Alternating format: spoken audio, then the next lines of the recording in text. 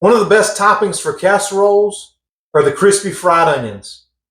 But unfortunately, with all the breading and all the terrible ingredients they put in there, they're not the best option. But I figured out how to make them low carb and delicious at the same time. And I figured out how to make keto funyuns at the same time. I'm going to show you how to make those in this video as well. But first, let's talk about these fried onions. Let me show you how I make them so you don't have to live without them anymore.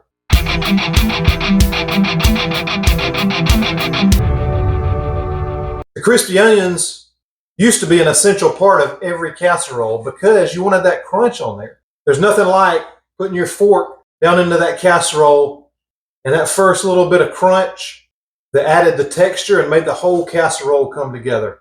You need that. And I believe that this alternative is just as delicious, even crunchier, and you're going to be able to enjoy it so you can have your casserole and eat it too. Let me show you the ingredients we need to make it, and let's put it together.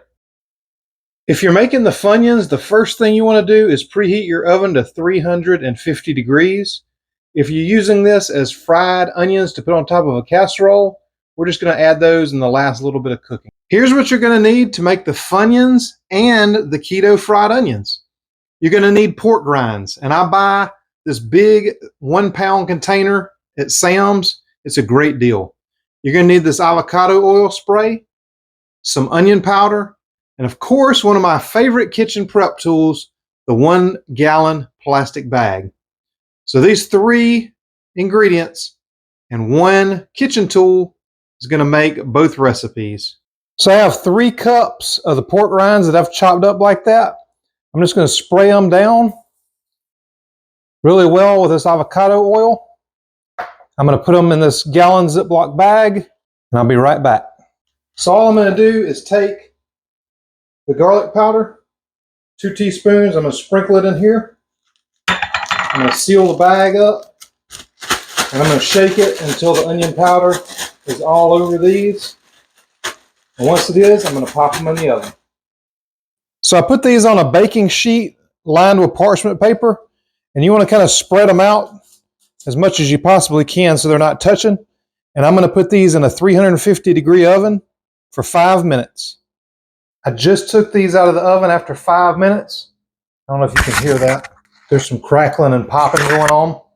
And another thing I did not tell you is if you've got the really hard pieces of pork rinds, make sure and take those out because you do not want to break a tooth or something.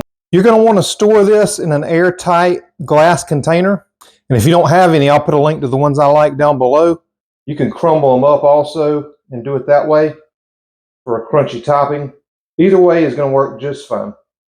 So that was super simple. And if you want to know some casserole ideas that you can put that on, I'll put a video right up here for you with some of my best casserole recipes. I hope you try them out and enjoy them. All the support I've been getting on this channel is amazing. I appreciate you guys sharing my content, commenting on these videos, and giving me a bunch of likes. I enjoy making these videos for you, and I hope that shows. Again, thank you so much for watching. Take care of yourselves, and I'll see you in the next video.